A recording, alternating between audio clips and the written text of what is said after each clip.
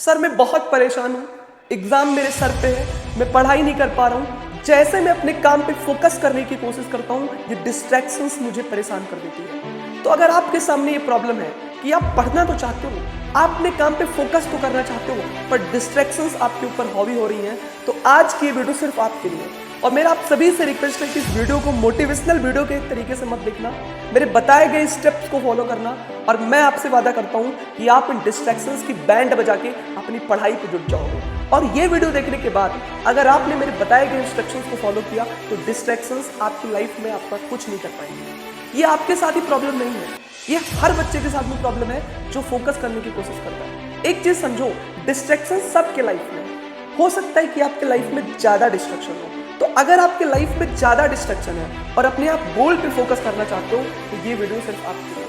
पहले समझते हैं, जड़ से समझते हैं कि ये डिस्ट्रैक्शन क्यों होता है।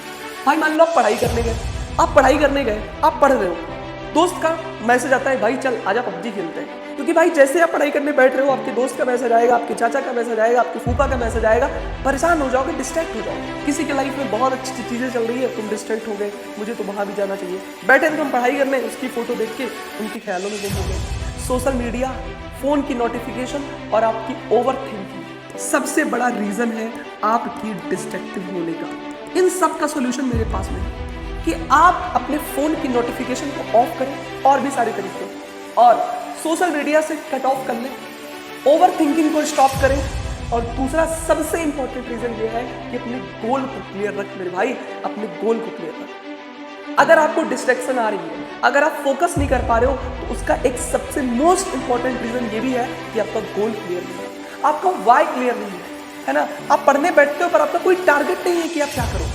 आप रोज का अपना एक टारगेट सेट करें। अगर आप चाहते हो कि आप डिस्ट्रैक्टेड मत रहो, आप फोकस्ड रहो, अपने गोल को लेकर के कमिटेड रहो, तो अपना एक गोल बनाओ, रोज डेली एक टारगेट बनाओ और उस टारगेट को रोज पूरा करो। समझाता हूँ कैसे। ऑलवेज स्टडी विथ अ गोल। एक गोल बना लो। जैसे भाई मैंने आज गोल बनाया कि मैं आज एनसीईआरटी का 3 पेज खत्म करूंगा। अब ये मेरा गोल है। अब मैं आज अपने जीवन में कुछ भी करूं, आज के दिन में कुछ भी करूं, पर मैं आज ये 3 पेज एनसीईआरटी के पढ़ूंगा। ऐसे ही आपको पूरे दिन का गोल बनाना है कि आज मुझे ये करना है। सुबह उठते ही पहले अपनी डायरी लिखनी है, टुडेज गोल लिखना है, आज का जो काम है उसे लिख लेना है और उसे करना है। अगर आपका गोल क्लियर है तो आपका फोकस भी क्लियर रहेगा। अब सोचो, आप सुबह उठते हो, आपको कुछ फिक्स नहीं क्या पढ़ना है, क्या करना है, तो ऑब्वियस ही बात है ना कि डिस्ट्रैक्शन रहेगा। क्योंकि मैं मानता हूं कि अगर आपका गोल क्लियर है तो आपका फोकस अपने आप क्लियर हो जाएगा, और यह साइंटिफिक अप्रोच है। अगर आज आप डिस्ट्रैक्टेड हो तो इसका मेन इंपॉर्टेंट रीजन ये है कि आपका गोल सेट नहीं है। तो प्लीज अपने गोल को सेट करो। और एक मोस्ट इंपॉर्टेंट बात, पोमोडोरो टेक्निक। न जाने कितने साइंटिस्ट ने, न जाने कितने लोगों ने इस बात को बताया कि अगर आप एक स्टूडेंट हो और आप लॉन्ग टाइम में पढ़ाई कर रहे हो तो आप पोमोडोरो टेक्निक को यूज करो। अब मैं आपको पोमोडोरो टेक्निक बताता हूँ। लेट सपोज आप 1 घंटे पढ़ाई कर रहे हो, तो 1 घंटा पढ़ाई करना तो एक ऐसे बच्चे के लिए जिसको पढ़ाई पसंद नहीं है बहुत ही दुख भरी बात है, उसके लिए बहुत बड़ा चैलेंजिंग फेज। तो आप एक काम कर सकते हो, जब आप 1 घंटा स्टडी करो तो उसको 2 सेगमेंट में डिवाइड कर लो। कैसे डिवाइड करना है? पहले 45 मिनट आप अच्छे से स्टडी करो, 45 मिनट स्टडी करो, और बेटा 45 मिनट स्टडी करने के बाद आप 15 मिनट का ब्रेक लो। ये बहुत जरूरी है। जब आप ये 15 मिनट का ब्रेक लो तो इससे क्या होता है, इससे आपकी माइंड कूल होती है, काल्म होती है, आप दोबारा से अपने आप को चार्ज फील करते हो पढ़ाई करने के लिए। पर याद रखना, बच्चों की प्रॉब्लम ये होती है कि सर 15 मिनट का ब्रेक तो लेते हैं, पर वो कब 30 मिनट हो जाता है मुझे कुछ पता ही नहीं चलता।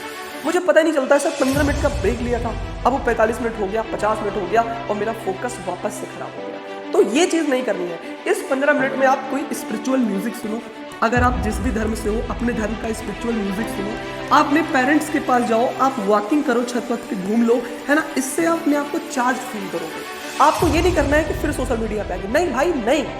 15 मिनट ब्रेक मतलब ब्रेक, खुद से बात करो, ये आपको चार्ज करेगा। इसका फायदा क्या है, ये आपको चार्ज करेगा नेक्स्ट 1 आवर पढ़ने के लिए, ये आपको चार्ज करने वाला है। फिर एक इंपॉर्टेंट बात, डिस्ट्रैक्शंस हटाओ। मैं बार बार बोलता हूँ, ऑफलाइन क्लासरूम में भी बोलता हूँ, आपकी जो डिस्ट्रैक्शंस है उसको हटाओ। आपकी जो भी डिस्ट्रैक्शंस है, मैं एक बात क्लियर कर देता हूँ, मैं एक बात बिल्कुल साफ साफ बोलता हूँ, distractions give you instant gratification.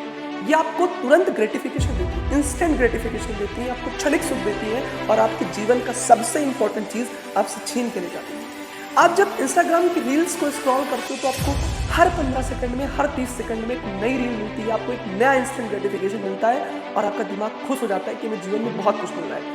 पर बेटा वो जो इंस्टेंट ग्रेटिफिकेशन है वो आपके जीवन का सबसे इंपॉर्टेंट चीज वो है आपका टाइम छीन के ले जा रहा है और आप डेविएट होते जा रहे हो, आप डिस्ट्रैक्ट होते जा रहे हो, अपने आप गोल्स और टारगेट को भूलते जा रहे हो। तो मेरा मानना है कि जो भी डिस्ट्रैक्शंस आपके लाइफ में, मैं नाम नहीं लूंगा, आप किसी के साथ रिलेशनशिप में हैं, प्लीज स्टॉप दैट।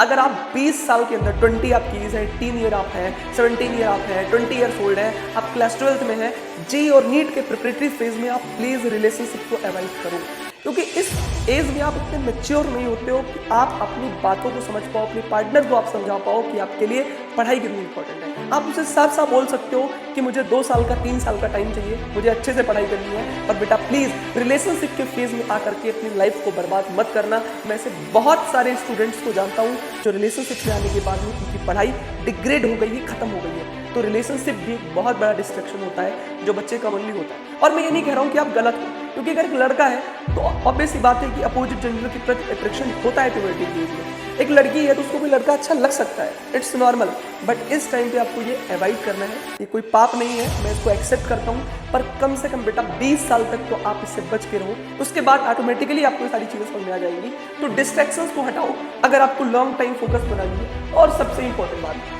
एक भाई अपना टू डू लिस्ट बनाओ। टू डू लिस्ट क्या होता है, आज मुझे क्या क्या करना है, मैं बार बार बोल रहा हूँ, आपकी टू डू लिस्ट एक बढ़िया होनी चाहिए। आपको पता होना चाहिए कि आज आप क्या क्या करने वाले हो। टू डू लिस्ट बनाओ, दिमाग को ट्रेन करो। दिमाग को ट्रेन कैसे करोगे? दिमाग को ट्रेन करोगे मेडिटेशन करके। रोज आप मेडिटेशन करो। मैं बार बार बोलता हूँ, जब भी मैं ट्रेनिंग सेशन लेता हूँ स्टूडेंट्स की, तो मैं बोलता हूँ कि मेडिटेशन करो।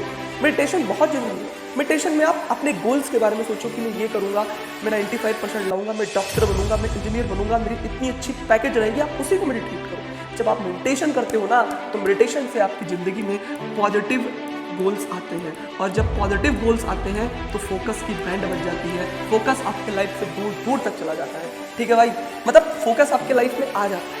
दूर दूर तक जाने का मतलब जो आप डिस्ट्रैक्शंस हैं वो आपके लाइफ से दूर दूर तक चली जाती हैं, और फोकस आपके लाइफ में आ जाता है, आप कंसिस्टेंट हो जाते हैं। फिर हम बात करते हैं खुद को रिवार्ड दो।